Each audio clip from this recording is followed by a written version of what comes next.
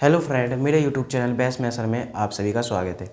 आज की इस वीडियो में हम क्लास 9th का चैप्टर नंबर 1 संख्या पद्धति की एक्सरसाइज 1.3 के क्वेश्चन नंबर 7 को देखेंगे। चलिए शुरू करते हैं।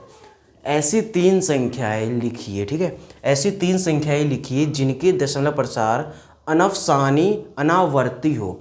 यानी अनफसानी अनावर्ती का मतलब यह है कि वह जो आपकी जो संख्या होगी वो ना तो रिपीट होनी चाहिए और ना ही उसका जो दशमलव प्रसार है वो शांत नहीं होना चाहिए, ठीक है। तो चलिए देखते हैं। उदाहरण के लिए इसमें हमें 3 लिखना है तो लिख देंगे।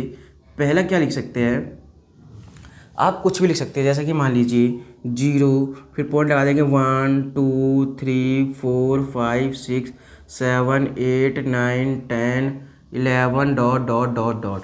यानी कि ना ही ये शांत है और ना ही इसका अनफसानी आवर्ती है।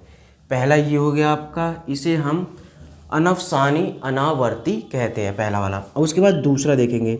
दूसरा क्या लिख सकते हैं हम, 0.010001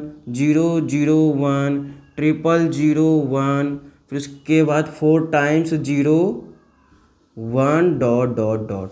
ये हमारा हो गया सेकंड। ना ही ये तो रिपीट हो रही है और ना ही ये इसका जो दशमलव प्रसार है वो शांत है, ठीक है। अब उसके बाद तीसरा क्या लिख सकते हैं, तीसरा कुछ भी लिख सकते हैं, जैसे 0 पॉइंट, ठीक है। अब कुछ भी लिख दीजिए 0.79799 और 7 4 टाइम 9। और ये हमारा क्या हो रहा है, बढ़ता जा रहा है। यानी कि ना तो ये रिपीट हो रहा है और ना ही इसका दशमलव प्रसार शांत है। इस तरह से हमारा 3 संख्या हो गया। आपको ये ध्यान रखना है, यदि मान लीजिए आपसे पेपर में पूछ ले कि ऐसी 3 संख्याएं लिखिए जिनके दशमलव प्रसार अनफसानी अनावर्ती हो, तो आप इस प्रकार कर दीजिए। बस आपको ये ध्यान रखना है, जो संख्या होगी वो ना ही अनफसानी आवर्ती होनी चाहिए और ना ही उसके जो दशमलव प्रसार है वो शांत नहीं होना चाहिए।